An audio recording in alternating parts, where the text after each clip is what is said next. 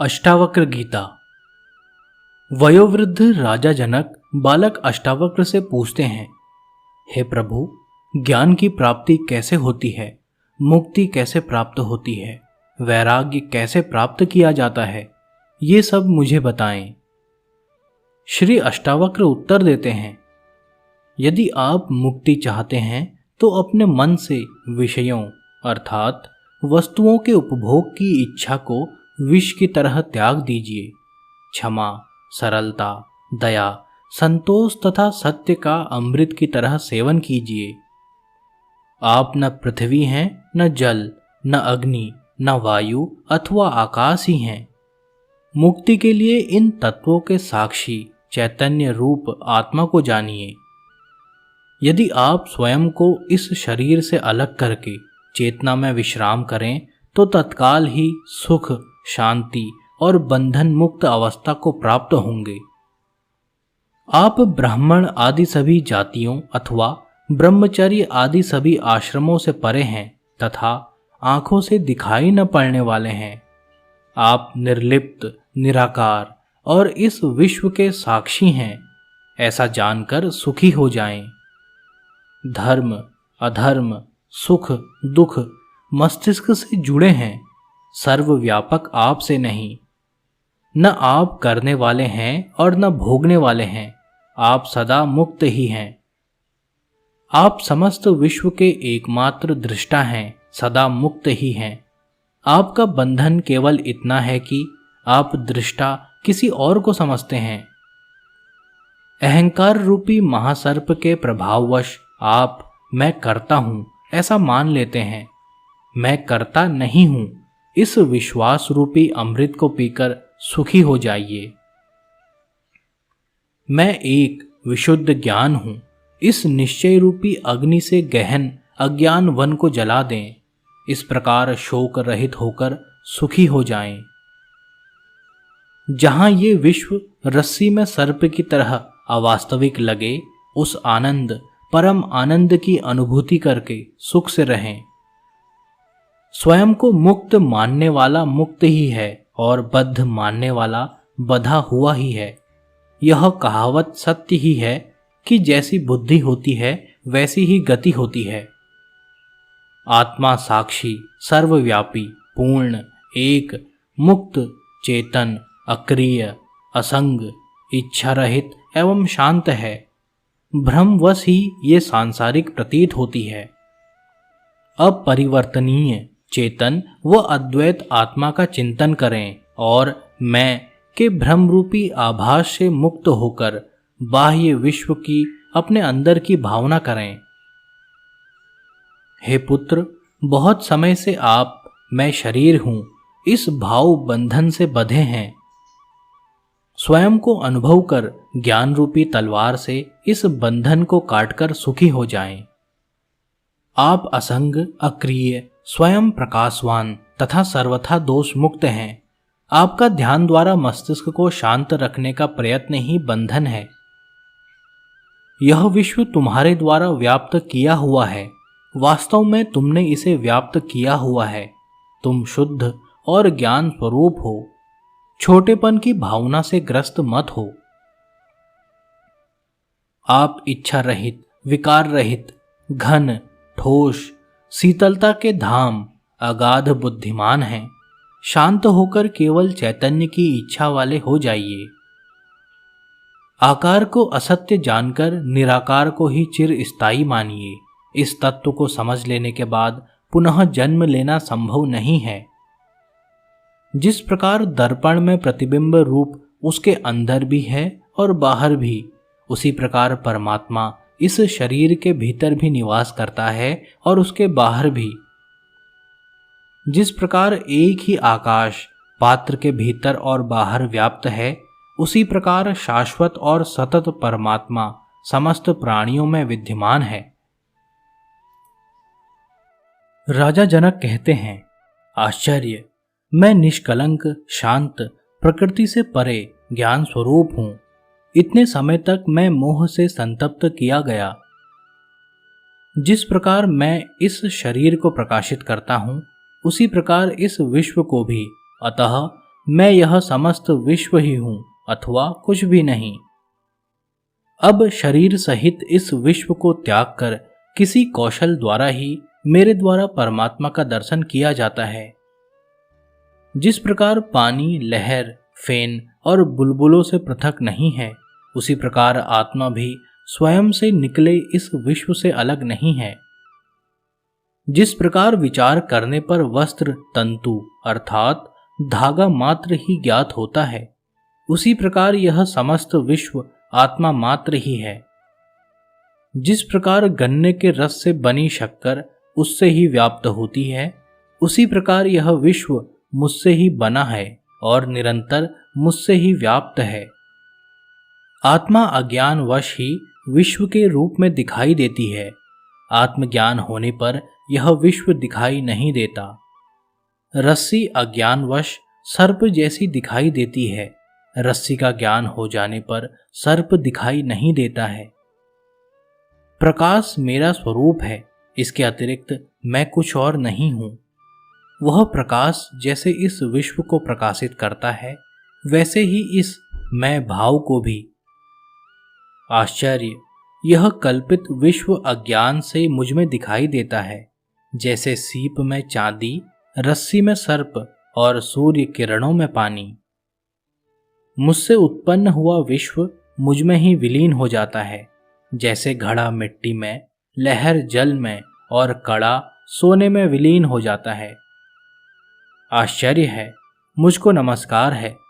समस्त विश्व के नष्ट हो जाने पर भी जिसका विनाश नहीं होता, जो तृण से ब्रह्मा तक सबका विनाश होने पर भी विद्यमान रहता है। आश्चर्य है, मुझको नमस्कार है।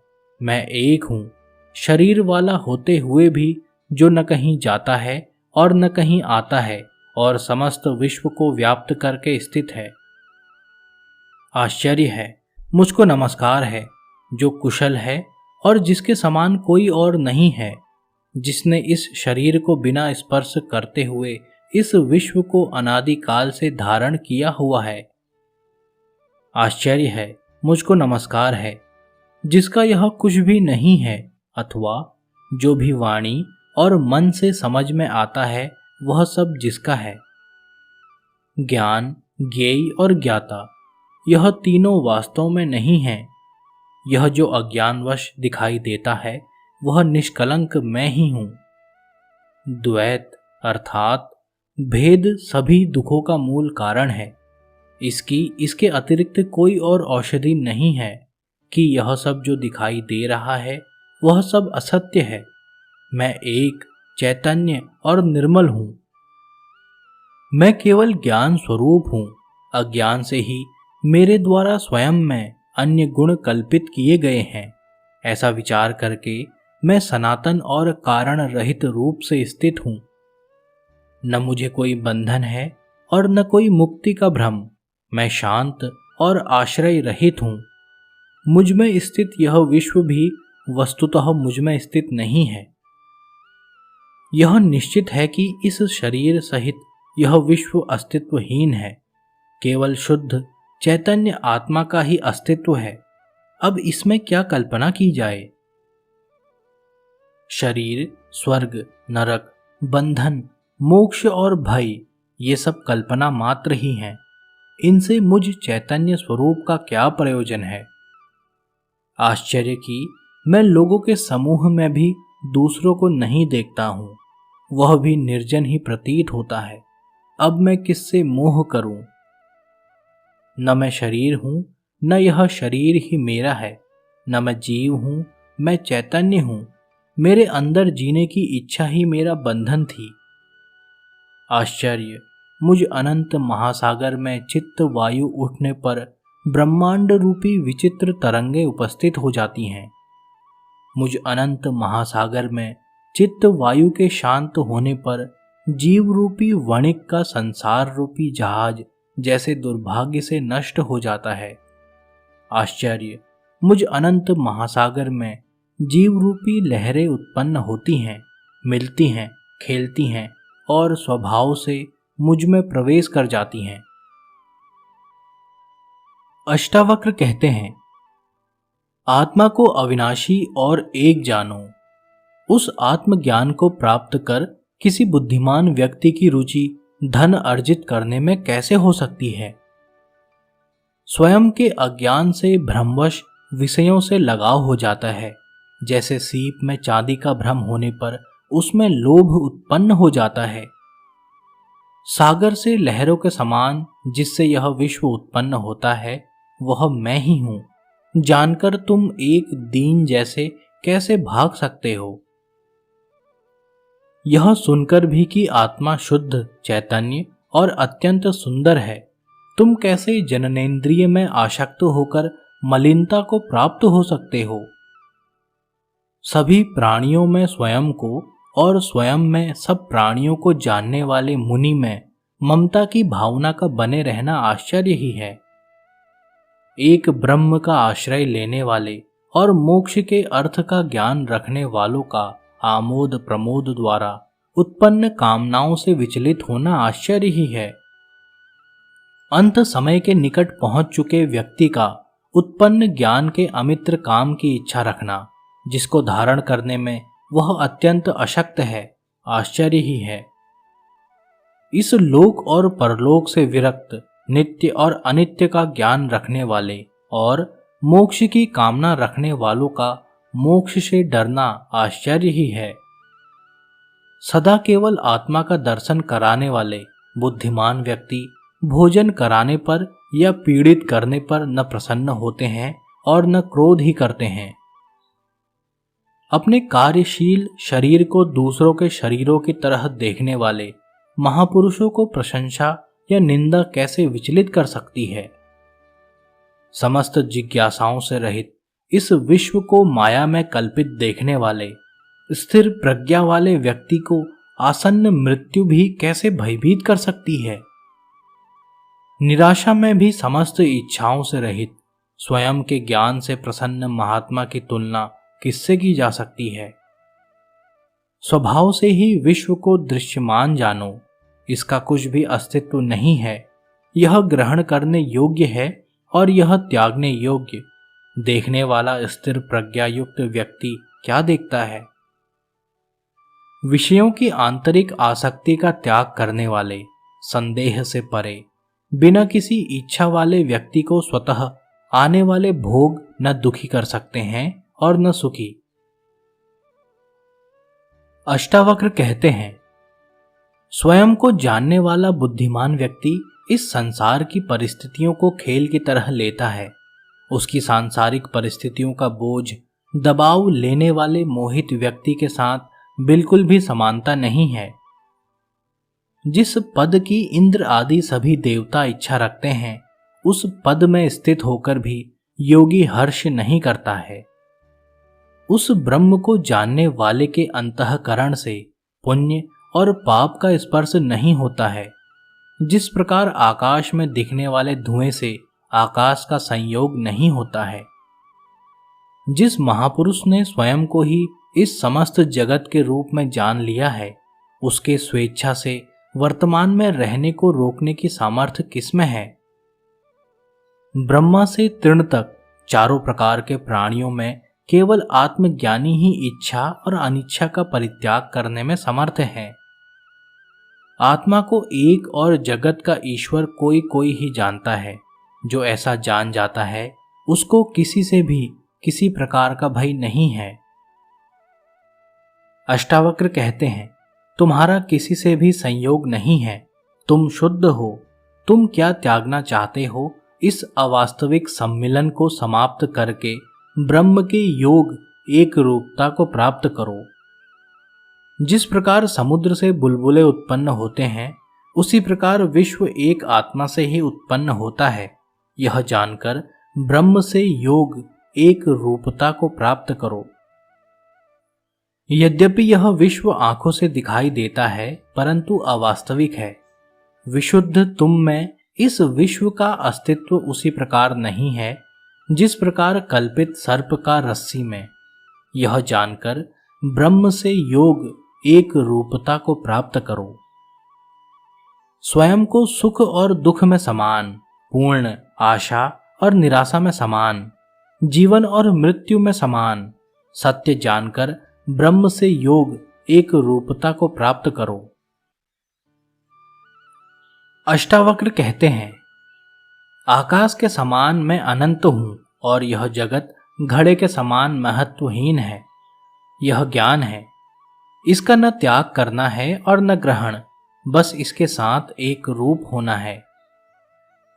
मैं महासागर के समान हूं और यह दृश्यमान संसार लहरों के समान। यह ज्ञान है, इसका न त्याग करना है और न ग्रहण, बस इसके साथ एक रूप होना है। यह विश्व मुझमें वैसे ही कल्पित है जैसे कि सीप में चांदी। यह ज्ञान है, इसका न त्याग करना है और न ग्रहण, बस इसके साथ एक रूप होना है। मैं समस्त प्राणियों में हूं, जैसे सभी प्राणी मुझ में हैं। यह ज्ञान है, इसका न त्याग करना है और न ग्रहण, बस इसके साथ एक रूप होना है। राजा जनक कहते हैं, मुझ अनंत महासागर में विश्व रूपी जहाज अपनी अंतः वायु से इधर उधर घूमता है, पर इसमें मुझे विक्षोभ नहीं होता। मुझ अनंत महासागर में विश्व रूपी लहरें माया से स्वयं ही उदित और अस्त होती रहती हैं, इससे मुझ में वृद्धि या क्षति नहीं होती। मुझ अनंत महासागर में विश्व एक अवास्तविकता स्वप्न है।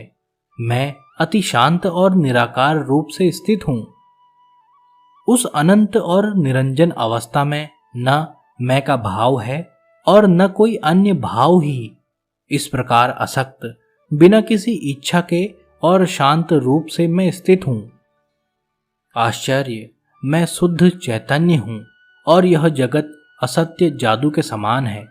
इस प्रकार मुझ में कहां और कैसे अच्छे, उपयोगी और बुरे, अनुपयोगी की कल्पना। श्री अष्टावक्र कहते हैं, तब बंधन है जब मन इच्छा करता है, शोक करता है, कुछ त्याग करता है, कुछ ग्रहण करता है, कभी प्रसन्न होता है या कभी क्रोधित होता है। तब मुक्ति है जब मन इच्छा नहीं करता है, शोक नहीं करता है, त्याग नहीं करता है, ग्रहण नहीं करता है, प्रसन्न नहीं होता है या क्रोधित नहीं होता है। तब बंधन है जब मन किसी भी दृश्यमान वस्तु में आसक्त है। तब मुक्ति है जब मन किसी भी दृश्यमान वस्तु में आसक्ति रहित है। जब तक मैं या मेरा का भाव है तब तक बंधन है। जब मैं या मेरा का भाव नहीं है तब मुक्ति है। यह जानकर न कुछ त्याग करो और न कुछ ग्रहण ही करो। श्री अष्टावक्र कहते हैं, यह कार्य करने योग्य है अथवा न करने योग्य, और ऐसे ही अन्य द्वंद्व, हाँ या न रूपी संशय, कब और किसके शांत हुए हैं, ऐसा विचार करके विरक्त उदासीन हो जाओ, त्यागवान बनो, ऐसे किसी नियम का पालन न करने वाले बनो। हे पुत्र, इस संसार की व्यर्थ चेष्टा को देखकर किसी धन्य पुरुष की ही जीने की इच्छा, भोगों के उपभोग की इच्छा और भोजन की इच्छा शांत हो पाती है। यह सब अनित्य है। 3 प्रकार के कष्टों, दैहिक, दैविक और भौतिक से घिरा है। सारहीन है, निंदनीय है, त्याग करने योग्य है। ऐसा निश्चय करके ही शांति प्राप्त होती है। ऐसा कौन सा समय अथवा उम्र है जब मनुष्य के संशय नहीं रहे हैं। अतः संशयों की उपेक्षा करके अनायास सिद्धि को प्राप्त करो। महर्षियों, साधुओं और योगियों के विभिन्न मतों को देखकर कौन मनुष्य वैराग्यवान होकर शांत नहीं हो जाएगा। चैतन्य का साक्षात ज्ञान प्राप्त करके कौन वैराग्य और समता से युक्त कौन गुरु जन्म और मृत्यु के बंधन से तार नहीं देगा। तत्वों के विकार को वास्तव में उनकी मात्रा के परिवर्तन के रूप में देखो। ऐसा देखते ही उसी क्षण तुम बंधन से मुक्त होकर अपने स्वरूप में स्थित हो जाओगे। इच्छा ही संसार है, ऐसा जानकर सबका त्याग कर दो। उस त्याग से इच्छाओं का त्याग हो जाएगा और तुम्हारी यथारूप अपने स्वरूप में स्थिति हो जाएगी। श्री अष्टावक्र कहते हैं, कामना और अनर्थों के समूह धन रूपी शत्रुओं को त्याग दो। इन दोनों के त्याग रूपी धर्म से युक्त होकर सर्वत्र विरक्त उदासीन हो जाओ।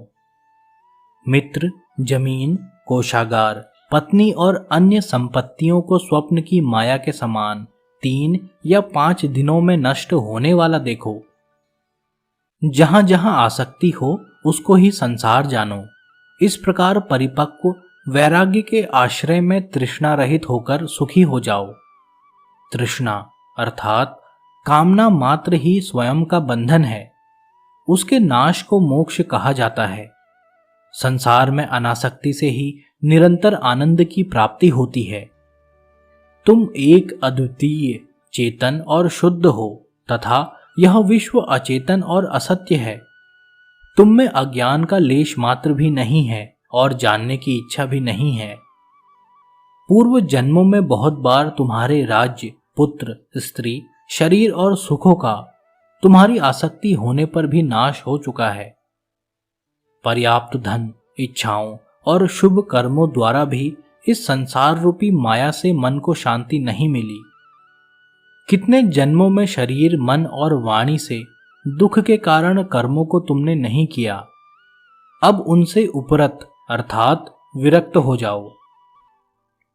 श्री अष्टावक्र कहते हैं, भाव अर्थात सृष्टि, स्थिति और अभाव अर्थात प्रलय, मृत्यु रूपी विकार स्वाभाविक हैं।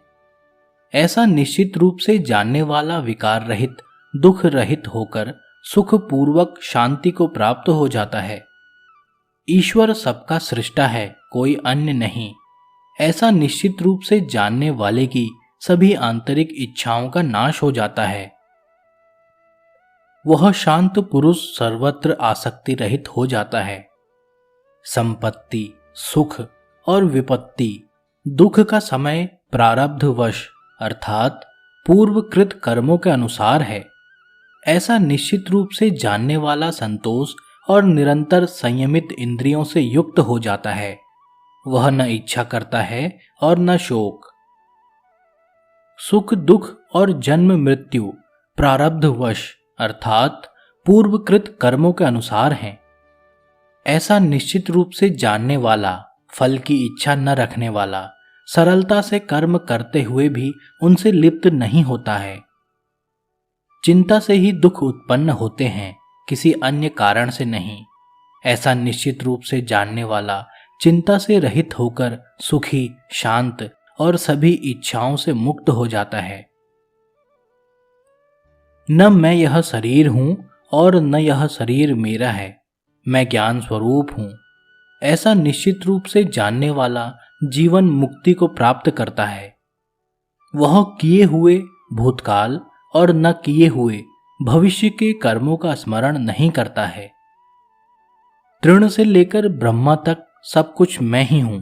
ऐसा निश्चित रूप से जानने वाला विकल्प अर्थात कामना रहित, पवित्र, शांत और प्राप्त अप्राप्त से आसक्ति रहित हो जाता है।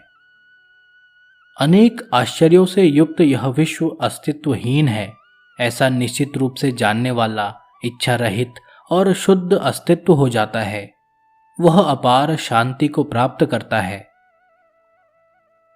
श्री जनक कहते हैं, पहले मैं शारीरिक कर्मों से निरपेक्ष उदासीन हुआ, फिर वाणी से निरपेक्ष उदासीन हुआ, अब चिंता से निरपेक्ष उदासीन होकर अपने स्वरूप में स्थित हूं।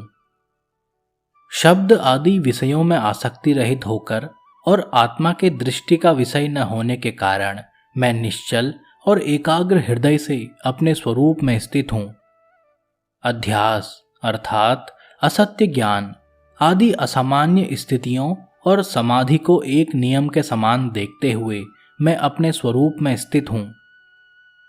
हे ब्रह्म को जानने वाले, त्याज्य अर्थात छोड़ने योग्य और संग्रहणीय से दूर होकर और सुख दुख के अभाव में मैं अपने स्वरूप में स्थित हूं। आश्रम अनाश्रम, ध्यान और मन द्वारा स्वीकृत और निषिद्ध नियमों को देखकर मैं अपने स्वरूप में स्थित हूं। कर्मों के अनुष्ठान रूपी अज्ञान से निवृत्त होकर और तत्व को सम्यक रूप से जानकर मैं अपने स्वरूप में स्थित हूं। अचिंत्य के संबंध में विचार करते हुए भी विचार पर ही चिंतन किया जाता है, अतः उस विचार का भी परित्याग करके मैं अपने स्वरूप में स्थित हूं। जो इस प्रकार से आचरण करता है वह कृतार्थ अर्थात मुक्त हो जाता है। जिसका इस प्रकार का स्वभाव है वह कृतार्थ मुक्त हो जाता है। श्री जनक कहते हैं, अकिंचन अर्थात कुछ अपना न होने की सहजता केवल कौपीन पहनने पर भी मुश्किल से प्राप्त होती है। अतः त्याग और संग्रह की प्रवृत्तियों को छोड़कर सभी स्थितियों में मैं सुखपूर्वक विद्यमान हूं। शारीरिक दुख भी कहाँ अर्थात नहीं है, वाणी के दुख भी कहाँ हैं, वहां मन भी कहाँ है। सभी प्रयत्नों को त्याग कर सभी स्थितियों में मैं सुखपूर्वक विद्यमान हूं। किए हुए किसी भी कार्य का वस्तुतः कोई अस्तित्व नहीं है। ऐसा तत्वपूर्वक विचार करके जब जो भी कर्तव्य है उसको करते हुए सभी स्थितियों में मैं सुखपूर्वक विद्यमान हूं। शरीर भाव में स्थित योगियों के लिए कर्म और अकर्म रूपी बंधनकारी भाव होते हैं, पर संयोग और वियोग की प्रवृत्तियों को छोड़कर सभी स्थितियों में मैं सुखपूर्वक विद्यमान हूं। विश्राम, गति, शयन, बैठने, चलने और स्वप्न में वस्तुतः मेरे लाभ और हानि नहीं है, अतः सभी स्थितियों में मैं सुखपूर्वक विद्यमान हूं। सोने में मेरी हानि नहीं है और उद्योग अथवा अनुद्योग में मेरा लाभ नहीं है, अतः हर्ष और शोक की प्रवृत्तियों को छोड़कर सभी स्थितियों में मैं सुखपूर्वक विद्यमान हूं। सुख दुख आदि स्थितियों के क्रम से आने के नियम पर बार बार विचार करके शुभ अच्छे और अशुभ बुरे की प्रवृत्तियों को छोड़कर सभी स्थितियों में मैं सुखपूर्वक विद्यमान हूं। श्री जनक कहते हैं, जो स्वभाव से ही विचार शून्य है और शायद ही कभी कोई अच्छा करता है, वह पूर्व स्मृतियों से उसी प्रकार मुक्त हो जाता है जैसे कि नींद से जागा हुआ व्यक्ति अपने सपनों से। जब मैं कोई इच्छा नहीं करता तब मुझे धन, मित्रों, विषयों, शास्त्रों और विज्ञान से क्या प्रयोजन है।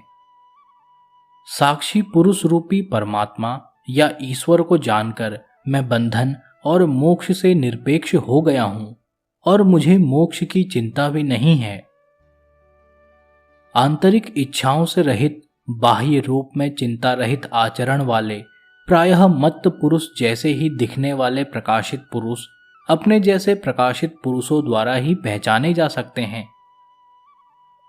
श्री अष्टावक्र कहते हैं, सात्विक बुद्धि से युक्त मनुष्य साधारण प्रकार के उपदेश से भी कृतकृत्य मुक्त हो जाता है, परंतु ऐसा न होने पर आजीवन जिज्ञासु होने पर भी परम ब्रह्म का यथार्थ ज्ञान नहीं होता है। विषयों से उदासीन होना मोक्ष है और विषयों में रस लेना बंधन है। ऐसा जानकर तुम्हारी जैसी इच्छा हो वैसा ही करो। वाणी, बुद्धि और कर्मों से महान कार्य करने वाले मनुष्यों को तत्व ज्ञान शांत, स्तब्ध और कर्म न करने वाला बना देता है, अतः सुख की इच्छा रखने वाले इसका त्याग कर देते हैं। न तुम शरीर हो और न यह शरीर तुम्हारा है, नहीं तुम भोगने वाले हो अथवा करने वाले हो, तुम चैतन्य रूप हो, शाश्वत साक्षी हो, इच्छा रहित हो, अतः सुख पूर्वक रहो। राग अर्थात प्रियता और द्वेष अर्थात अप्रियता मन के धर्म हैं और तुम किसी भी प्रकार से मन नहीं हो।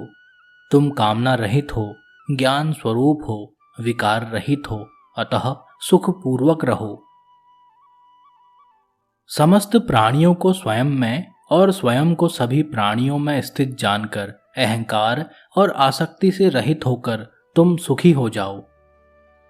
इस विश्व की उत्पत्ति तुमसे उसी प्रकार होती है जैसे कि समुद्र से लहरों की, इसमें संदेह नहीं है। तुम चैतन्य स्वरूप हो, अतः चिंता रहित हो जाओ। हे प्रिय, इस अनुभव पर निष्ठा रखो, इस पर श्रद्धा रखो। इस अनुभव की सत्यता के संबंध में मोहित मत हो। तुम ज्ञान स्वरूप हो, तुम प्रकृति से परे और आत्म स्वरूप भगवान हो। गुणों से निर्मित यह शरीर स्थिति, जन्म और मरण को प्राप्त होता है। आत्मा न आती है और न ही जाती है, अतः तुम क्यों शोक करते हो? यह शरीर सृष्टि के अंत तक रहे अथवा आज ही नाश को प्राप्त हो जाए, तुम तो चैतन्य स्वरूप हो। इससे तुम्हारी क्या हानि या लाभ है? अनंत महासमुद्र रूप तुम में लहर रूप यह विश्व स्वभाव से ही उदय और अस्त को प्राप्त होता है।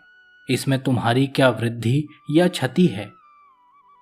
हे प्रिय, तुम केवल चैतन्य रूप हो और यह विश्व तुमसे अलग नहीं है। अतः किसी की किसी से श्रेष्ठता या निम्नता की कल्पना किस प्रकार की जा सकती है? इस अव्ययी, शांत, चैतन्य, निर्मल आकाश में तुम अकेले ही हो। अतः तुम में जन्म, कर्म और अहंकार की कल्पना किस प्रकार की जा सकती है? तुम एक होते हुए भी अनेक रूप में प्रतिबिंबित होकर दिखाई देते हो। क्या स्वर्ण कंगन, बाजूबंद और पायल से अलग दिखाई देता है? यह मैं हूं और यह मैं नहीं हूं, इस प्रकार के भेद को त्याग दो। सब कुछ आत्मस्वरूप तुम ही हो। ऐसा निश्चय करके और कोई संकल्प न करते हुए सुखी हो जाओ। अज्ञानवश तुम ही यह विश्व हो, पर ज्ञान दृष्टि से देखने पर केवल एक तुम ही हो। तुमसे अलग कोई दूसरा संसारी या असंसारी किसी भी प्रकार से नहीं है। यह विश्व केवल भ्रम, स्वप्न की तरह असत्य है और कुछ भी नहीं, ऐसा निश्चय करो। इच्छा और चेष्टा रहित हुए बिना कोई भी शांति को प्राप्त नहीं होता है। एक ही भवसागर सत्य था, है और रहेगा। तुम में न मोक्ष है और न बंधन। आप्त काम होकर सुख से विचरण करो।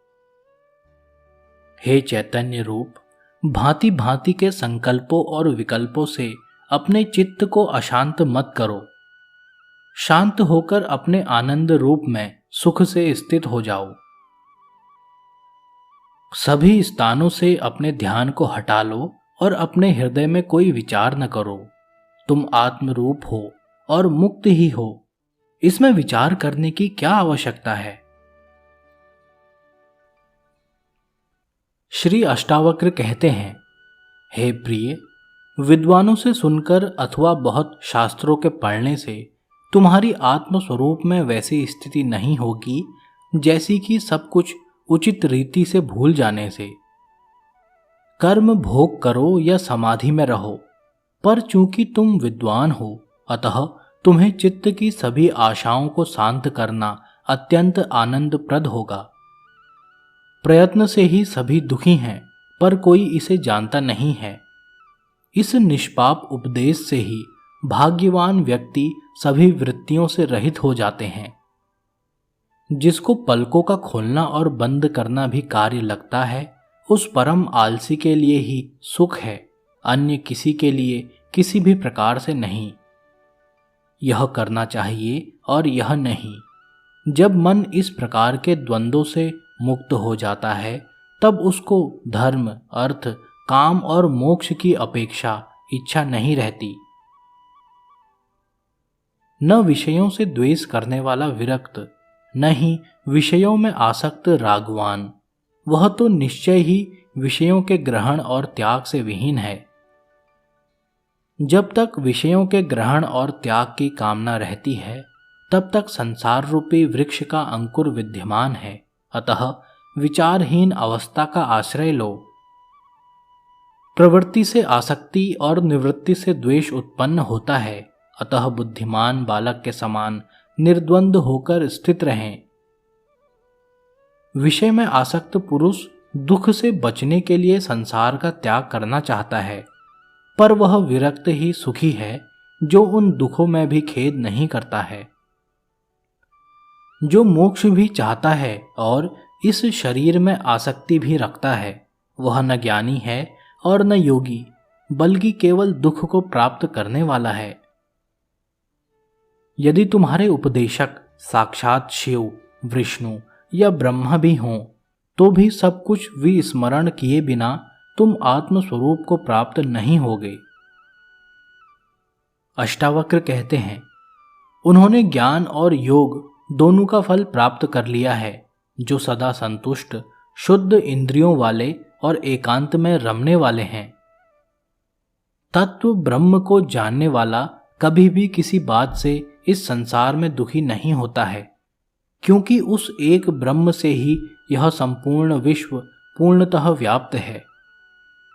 अपनी आत्मा में रमण करने वाला किसी विषय को प्राप्त करके हर्षित नहीं होता, जैसे कि सलाई के पत्तों से प्रेम करने वाला हाथी नीम के पत्तों को पाकर हर्ष नहीं करता है। जिसकी प्राप्त हो चुके भोगों में आसक्ति नहीं है और न प्राप्त हुए भोगों की इच्छा नहीं है, ऐसा व्यक्ति इस संसार में दुर्लभ है। इस संसार में सांसारिक भोगों की इच्छा रखने वाले भी देखे जाते हैं और मोक्ष की इच्छा वाले भी, पर इन दोनों इच्छाओं से रहित महापुरुष का मिलना दुर्लभ है। धर्म, अर्थ, काम, मोक्ष, जीवन और मृत्यु में उपयोगिता और अनुपयोगिता की समता किसी महात्मा में ही होती है। न विश्व के लीन होने की इच्छा और न ही इसकी स्थिति से द्वेष। जैसे जीवन है, वे महात्मा उसी में आनंदित और कृतकृत्य रहते हैं। इस ज्ञान से कृतार्थ होकर बुद्धि को अंतर्हित विलीन करके देखते हुए, सुनते हुए, स्पर्श करते हुए, सूंघते हुए और खाते हुए सुखपूर्वक रहते हैं। दृष्टि को शून्य और अस्थिर इंद्रियों की चेष्टा को नष्ट करके इस अशक्त संसार रूपी सागर से न तो आसक्ति रखते हैं और न विरक्ति। न जगता ही है और न सोता ही है, न ही आंखें खोलता या बंद करता है। आहा, उस परम अवस्था में कोई मुक्त चेतना वाला विरला ही रहता है। सदा स्वयं में स्थित, सर्वत्र स्वच्छ प्रयोजन वाला, समस्त वासनाओं से मुक्त पुरुष सर्वत्र सुशोभित होता है। देखते हुए, सुनते हुए, स्पर्श करते हुए, सूंघते हुए, खाते हुए, लेते हुए, बोलते हुए, चलते हुए, इच्छा करते हुए और इच्छा न करते हुए, ऐसा महात्मा मुक्त ही है। वस्तुतः कुछ नहीं करता, न निंदा करता है और न प्रशंसा करता है, न लेता है न देता है। इन सब में अनासक्त वह सब प्रकार से मुक्त है। अनुराग युक्त स्त्रियों को देखकर अथवा मृत्यु को उपस्थित देखकर विचलित न होने वाला, स्वयं में स्थित वह महात्मा मुक्त ही है। धीर पुरुष सुख में, दुख में, पुरुष में, नारी में, संपत्ति और विपत्ति में अंतर न देखता हुआ सर्वत्र समदर्शी होता है। क्षीर्ण संसार वाले पुरुष में न हिंसा और न करुणा, न गर्व और न दीनता, न आश्चर्य और न क्षोभ ही होते हैं। मुक्त पुरुष न तो विषयों से द्वेष करता है और न आसक्ति ही, अतः उनकी प्राप्ति और अप्राप्ति में सदा समान मन वाला रहता है। संदेह और समाधान एवं हित और अहित की कल्पना से परे शून्य चित्त वाला पुरुष कैवल्य में ही स्थित रहता है। ममता रहित, अहंकार रहित और दृश्य जगत के अस्तित्व रहित होने के निश्चय वाला, सभी इच्छाओं से रहित, करता हुआ भी कुछ नहीं करता है। कोई भी मन की मोह, स्वप्न और जड़ता से रहित प्रकाशित अवस्था को प्राप्त कर मन की इच्छाओं से रहित हो जाए। जिसको बोध का उदय होने पर, जागने पर स्वप्न के समान भ्रम की निवृत्ति हो जाती है, उस एकमात्र सुख स्वरूप शांत प्रकाश को नमस्कार है। कोई जगत के समस्त पदार्थों का उपार्जन करके अधिक से अधिक भोग प्राप्त कर सकता है, परंतु सबका परित्याग किए बिना कोई सुखी नहीं हो सकता। जिसका चित्त यह कर्तव्य है, यह अकर्तव्य है इत्यादि दुखों की तीव्र ज्वाला से झुलस रहा है, उसे भला कर्म त्याग रूप शांति की पीयूष धारा का सेवन किए बिना सुख की प्राप्ति कैसे हो सकती है? यह संसार केवल भावना है, परमार्थतः कुछ नहीं है। भाव और अभाव के रूप में स्वभावतः स्थित पदार्थों का कभी अभाव नहीं हो सकता। आत्मा का स्वरूप न दूर है न निकट, वह तो प्राप्त ही है, तुम स्वयं ही हो। उसमें न विकल्प है न प्रयत्न है, न विकार है और न मल। अज्ञान मात्र की निवृत्ति होते ही तथा स्वरूप का बोध होते ही दृष्टि का आवरण भंग हो जाता है और तत्वज्ञ पुरुष शोक रहित होकर शोभायमान होते हैं। सब कुछ कल्पना मात्र है और आत्मा नित्य मुक्त है। धीर पुरुष इस बात को जानकर फिर बालक के समान क्या अभ्यास करे, अर्थात ज्ञानी के लिए अभ्यास निरर्थक है। आत्मा ही ब्रह्म है और भाव अभाव कल्पित हैं। ऐसा निश्चय होते ही निष्काम ज्ञानी फिर क्या जाने, क्या कहे, क्या करे। सब आत्मा ही है, ऐसा निश्चय करके जो चुप हो जाए, उस पुरुष के लिए यह मैं हूं, यह मैं नहीं हूं इत्यादि विकल्पनाएं शांत हो जाती हैं। अपने स्वरूप में स्थित होकर शांत हुए तत्वज्ञ के लिए न विक्षेप है और न तो एकाग्रता, न ज्ञान है न अज्ञान, न सुख है और न दुख। जो तत्वज्ञ योगी स्वभाव से ही निर्विकल्प हैं, उसके लिए अपने राज्य में अथवा भिक्षा में, लाभ हानि में, भीड़ में अथवा सूने जंगल में कोई अंतर नहीं है। यह कर लिया और वह कार्य शेष है। इन द्वंद्वों से जो तत्वज्ञ मुक्त है, उसके लिए धर्म कहाँ, काम कहाँ, अर्थ कहाँ और विवेक भी कहाँ है। जीवन मुक्त ज्ञानी के लिए न तो कुछ कर्तव्य है और न तो उसके हृदय में कोई अनुराग है। जिस प्रकार जीवन बीते वही उसकी स्थिति है। जो महात्मा समस्त संकल्पों की सीमा पर विश्राम कर रहा है, अर्थात साक्षी मात्र है, उसके लिए अज्ञान कहाँ, विश्व कहाँ, ध्यान कहाँ और मुक्ति भी कहाँ है। जिसने इस विश्व को कभी यथार्थ देखा हो, वह कहा करे कि यह नहीं है, नहीं है। जिसे विषय वासना ही नहीं है, वह क्या करे, वह तो देखता हुआ भी नहीं देखता। जिसने अपने से भिन्न परम ब्रह्म को देखा हो, वह इस तरह चिंतन किया करे कि मैं ही ब्रह्म हूं, सो हम। किंतु जिसे कुछ दूसरा दिखता ही नहीं, वह निश्चिंत क्या चिंतन करे। जिसने अपने स्वरूप में कभी विक्षेप देखा हो, वही निरोध करे। तत्वज्ञ पुरुष तो कभी विक्षिप्त ही नहीं हुआ, उसके लिए कुछ साध्य ही नहीं है, फिर वह क्या करे। तत्वज्ञ पुरुष तो संसारियों से उल्टा ही होता है। वह सामान्य लोगों जैसा व्यवहार करता हुआ भी अपने स्वरूप में न समाधि देखता है, न विक्षेप और न तो लेप ही। तत्वज्ञ पुरुष भाव और अभाव से रहित, तृप्त एवं वासना रहित होता है। लोक दृष्टि से सीधा उल्टा बहुत कुछ करते रहने पर भी वस्तुतः वह कुछ नहीं करता। तत्वज्ञ पुरुष का प्रवृत्ति अथवा निवृत्ति से दुराग्रह नहीं होता है। जब जो सामने आ जाता है तब उसे करके वह मौज से रहता है। ज्ञानी पुरुष वासना, आलंबन, परतंत्रता आदि के बंधनों से सर्वथा मुक्त होता है। प्रारब्ध रूपी वायु के वेग से उसका शरीर उसी प्रकार गतिशील रहता है जैसे वायु वेग से सूखा पत्ता। संसार मुक्त पुरुष को न कभी हर्ष होता है और न विषाद। उसका मन सर्वदा शीतल रहता है और वह सदेह होने पर भी विदेह के समान शोभायमान होता है। जिसका अंतःकरण शीतल एवं स्वच्छ है, जो आत्माराम है, उस धीर पुरुष की न तो किसी वस्तु के त्याग की इच्छा होती है और न तो कभी कुछ पाने की आशा।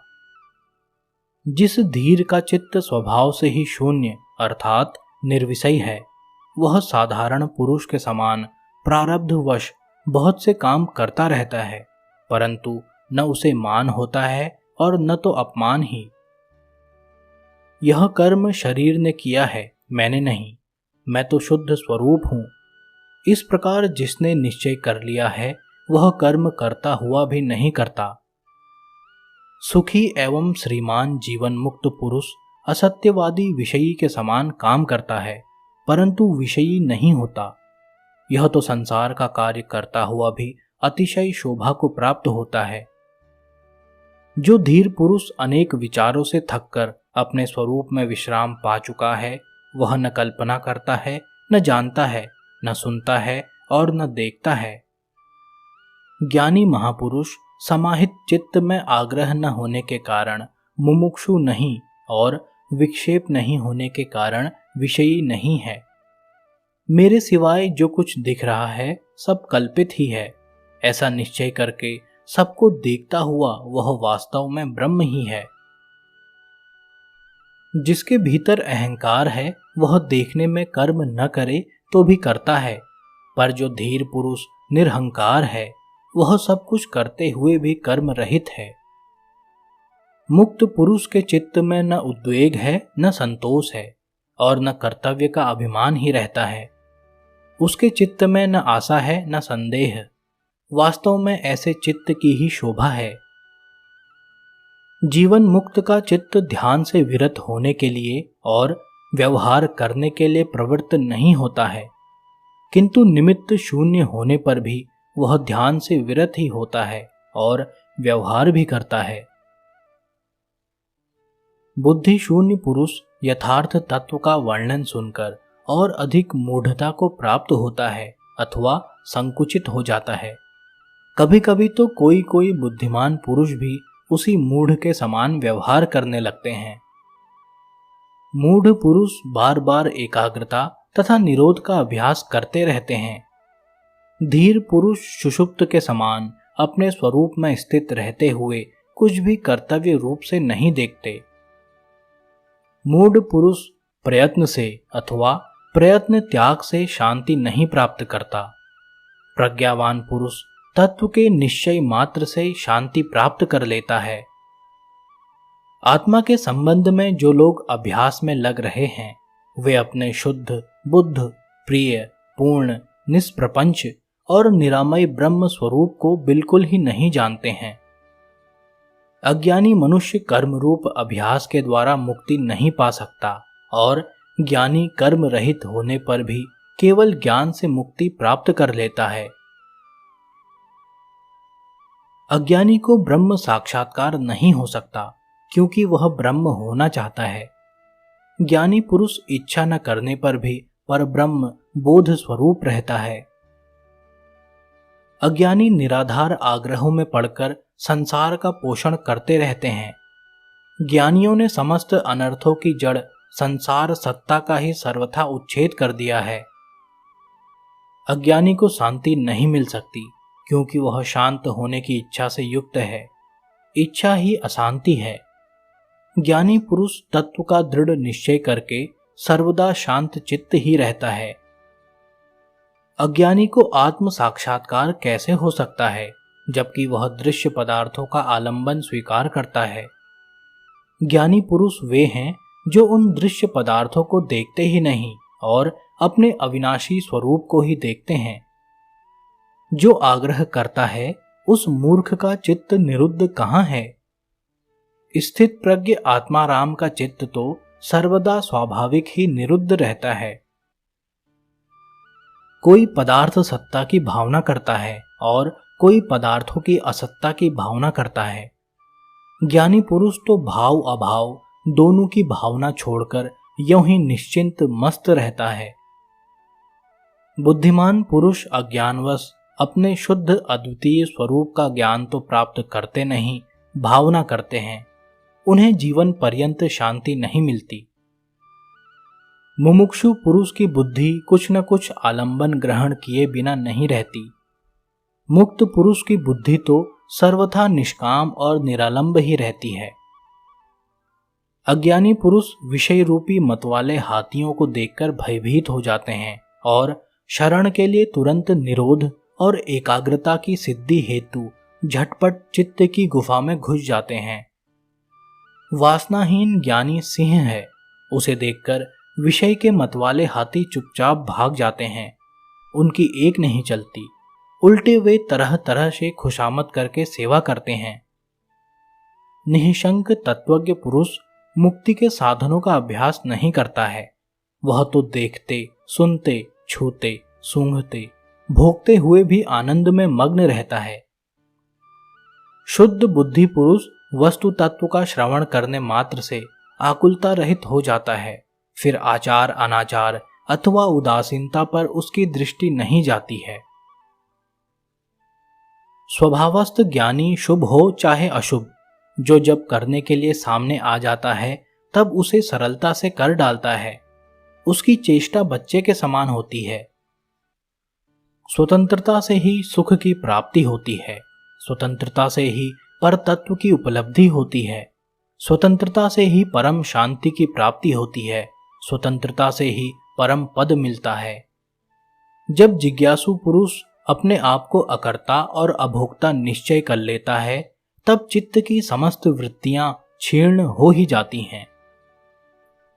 स्थित प्रज्ञ पुरुष की स्वाभाविक स्थिति उच्छृंखल होने पर भी श्रेष्ठ है। अज्ञानी पुरुष की, जिसके चित्त में अनेक इच्छाएं भरी हैं, बनावटी शांति सुशोभित नहीं होती। स्थित प्रज्ञ पुरुष महान भोगों में विलास करते हैं और पर्वतों की गहन गुफाओं में भी प्रवेश करते हैं, किंतु वे कल्पना, बंधन एवं बुद्धि वृत्तियों से मुक्त होते हैं। स्थित प्रज्ञ पुरुष श्रोत्रिय, देवता, तीर्थ, स्त्री, राजा और प्रिय को देखकर उनका सत्कार करता है, परंतु उसके हृदय में कोई वासना नहीं होती है। सेवक, पुत्र, स्त्री, दौहित्र और सगोत्र के साथ हंसी उड़ाए जाने पर, धिक्कार देने पर भी तत्वज्ञ पुरुष के चित्त में तनिक भी विकार नहीं होता है। लोगों की दृष्टि से प्रसन्न दिखने पर भी वह प्रसन्न नहीं होता और खिन्न दिखने पर भी खिन्न नहीं होता। उसकी उन आश्चर्यकारी दशाओं को वैसे लोग ही जानते हैं। कर्तव्य बुद्धि का नाम ही संसार है। विद्वान लोग उस कर्तव्यता को ही नहीं देखते, क्योंकि वे शून्याकार, निराकार, निर्विकार एवं निरामय होते हैं। अज्ञानी पुरुष कुछ न करता हो तब भी क्षोभवश सर्वत्र व्यग्र ही रहता है। स्थित प्रज्ञ अर्थात कुशल पुरुष बहुत से काम करता हुआ भी शांत रहता है। स्थित प्रज्ञ पुरुष व्यवहार में भी सुख से बैठता है, सुख से सोता है, सुख से आता जाता है, सुख से बोलता है और सुख से खाता भी है। जो महाहृद के समान अक्षुब्ध है और स्वभाव से ही जिसको व्यवहार करते रहने पर भी साधारण लोगों के समान पीड़ा नहीं होती, वह दुख रहित ज्ञानी शोभायमान होता है। मूढ़ की निवृत्ति भी प्रवृत्ति जैसी होती है। स्थित प्रज्ञ की प्रवृत्ति भी निवृत्ति का फल देती है। अज्ञानी पुरुष प्रायः ग्रह द्रव्य आदि पदार्थों से वैराग्य करता दिखता है, परंतु जिसका देह अभिमान नष्ट हो चुका है, उसके लिए कहाँ राग, कहाँ विराग। अज्ञानी की दृष्टि सर्वदा भाव या अभाव में लगी रहती है। तत्वज्ञ पुरुष की दृष्टि तो दृश्य को देखते रहने पर भी अदृष्टि ही रहती है। जो तत्वज्ञ सभी कामों में बालक के समान निष्काम व्यवहार करता है, वह शुद्ध है। कर्म करने पर भी वह लिप्त नहीं होता। वह आत्मज्ञानी धन्य है जो समस्त स्थितियों में सम रहता है। देखते, सुनते, छूते, सूंघते और खाते पीते भी उसका मानस तृष्णा रहित होता है। स्थित प्रज्ञ पुरुष सर्वदा आकाश के समान निर्विकल्प रहता है। उसकी दृष्टि में संसार कहाँ है और उसका भान कहाँ, उसके लिए साध्य क्या है और साधन क्या। जिस तत्वज्ञ पुरुष को अपने अखंड स्वरूप में सर्वदा स्वाभाविक समाधि रहती है, जिसका लौकिक पारलौकिक कोई स्वार्थ नहीं है, जो पूर्ण स्व आनंद घन है, वास्तव में वही विजयी है। बहुत कहने से क्या लाभ। तत्वज्ञ महापुरुष भोग और मोक्ष दोनों के प्रति आकांक्षा रहित होता है और सदा सर्वत्र राग रहित होता है। महत तत्व से लेकर संपूर्ण द्वैत रूप दृश्य जगत नाम मात्र का पसारा है। शुद्ध बोध स्वरूप तत्वज्ञ ने जब इसका परित्याग ही कर दिया, तब भला उसका क्या कर्तव्य शेष है। यह संपूर्ण दृश्य प्रपंच भ्रम है, यह कुछ नहीं है। ऐसे महान निश्चय से संपन्न शुद्ध पुरुष दृश्य की स्फूर्ति से भी रहित हो जाता है और स्वभाव से ही शांत हो जाता है। जो शुद्ध स्फुरण स्वरूप है, जिसे दृश्य सत्तावान नहीं मालूम पड़ता, उसके लिए विधि क्या, वैराग्य क्या, त्याग क्या और शांति क्या। जो अनंत रूप से स्वयं ही स्फुरित होता है और प्रकृति की पृथक सत्ता को नहीं देखता है, उसके लिए बंध कहाँ, मोक्ष कहाँ, हर्ष कहाँ और विषाद कहाँ। संसार का पर्यवसान है बुद्धि और यहाँ मात्र माया का विवर्त है। इस तत्व को जानने वाला पुरुष काम, ममता और अहंकार से रहित होकर शोभा पाता है। जो तत्वज्ञ संताप से रहित अपने अविनाशी स्वरूप को जानता है, उसके लिए विद्या कहाँ, विश्व कहाँ, देह कहाँ और अहंता ममता कहाँ। अज्ञानी पुरुष यदि निरोध आदि अभ्यासों को छोड़ देता है, तो वह दूसरे ही क्षण बड़े बड़े मनोरथ और प्रलाप करने लगता है। अज्ञानी ब्रह्म और आत्मा के एकता रूप तत्व का श्रवण करके भी अपनी मूर्खता का परित्याग नहीं करता। वह बाहर तो प्रयत्न से कुछ क्षण के लिए निःसंकल्प हो जाता है, परंतु उसके भीतर विषयों की लालसा का बीज बना ही रहता है। आत्मज्ञान से जिसकी कर्म वासना गल गई है, वह लोक दृष्टि से कर्म करता रहे तो भी उसके कुछ करने अथवा कहने के लिए कोई अवसर नहीं मिलता। वास्तव में वह अकर्ता और अवक्ता ही है। जो स्थित प्रज्ञ सर्वदा निर्विकार अतएव निरांतक है, उसके लिए अज्ञान कहाँ, ज्ञान कहाँ और त्याग कहाँ। उसके लिए किसी का अस्तित्व नहीं रहता।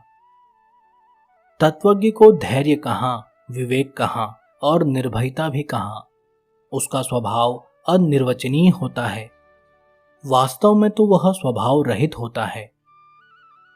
स्थित प्रज्ञ पुरुष के लिए न स्वर्ग है, न नरक और न जीवन मुक्ति। इस संबंध में बहुत कहने से क्या लाभ। वस्तु तत्व के साक्षात्कार की दृष्टि से कुछ नहीं है। स्थित प्रज्ञ का चित्त ऐसा शीतल रहता है मानो उसमें अमृत ही भर रहा हो। न वह लाभ की अभिलाषा करता है और न हानि का शोक। स्थित प्रज्ञ पुरुष न संत की स्तुति करता है, न दुष्ट की निंदा। वह दुख एवं सुख में सम रहता है, अपने आप में तृप्त रहता है और वह अपने लिए कुछ कर्तव्य नहीं देखता। स्थित प्रज्ञ न संसार से द्वेष करता है और न तो आत्मदर्शन ही करना चाहता है। वह हर्ष एवं रोष से रहित होता है। वह सामान्य रूप से न तो मृत है न जीवित। जो पुत्र स्त्री आदि के प्रति स्नेह रहित है, विषयों के प्रति निष्काम है और अपने शरीर के लिए भी निश्चिंत है, जिसे किसी वस्तु की आशा नहीं है, ऐसा वह ज्ञानी शोभायमान होता है।